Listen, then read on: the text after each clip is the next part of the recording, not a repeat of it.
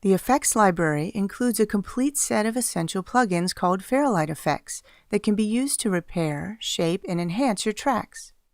For audio repair, there's a dehummer that can instantly remove power line hum or other focus frequency background noises. In this scene, I need to remove power line hum that's been recorded into a shot by mistake.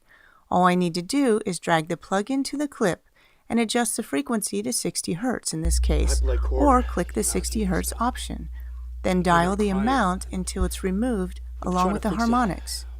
The red switch turns the effect off and on. My blood core gave out a few days ago. The next clip has unwanted background noise. What's the current date and time? This can be cleaned up using the noise reduction plugin and adjust manually using the Learn mode to generate a noise profile, shown in purple on the graph. Then adjust the dry-wet mix between the original and processed sound.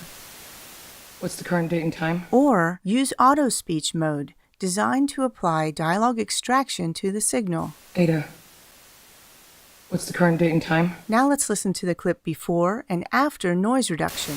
Ada, what's the current date and time? There's also a powerful stereo width plugin that lets you adjust the stereo spread from mono to stereo to super wide or anywhere in between. Here I'll set the A button to a clean mono signal and B to super wide with about 50% diffusion and sparkle. You can click between the A and B buttons to compare them.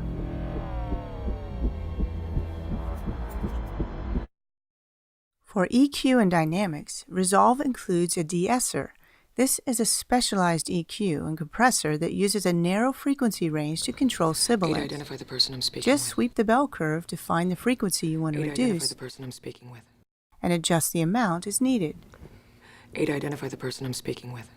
You can really hear a whistle in the sibilance without the de-esser. Ada, identify the person I'm speaking with.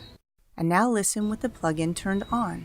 Ada, identify the person I'm speaking with. For more targeted vocal sweetening, there's also a vocal channel plugin with an independent high-pass filter, equalizer, and compressor. When it comes time for creative sound design, the chorus, flanger, and modulation plugins use a built-in low-frequency oscillator, LFO, to manipulate sound. Here, I can use the chorus plugin to create natural-sounding reflections on Foley sound effects. To create dramatic atmospheric sound effects like wind and rain, you can use the flanger plugin, which mixes an identical copy of the signal while moving it back and forth, with modulation constantly changing the amount of delay. To create original sound effects, the modulation plugin lets you adjust the frequency, modulator, filter, and tone,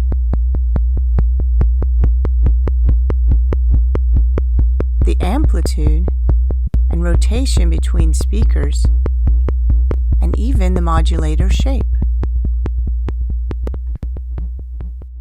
To add depth and dimension to your tracks, you can use the new time-based delay effects, which include delay, echo, and reverb. These are really important because they help you seamlessly blend Foley effects or ADR tracks that are recorded on a soundstage with the rest of your audio.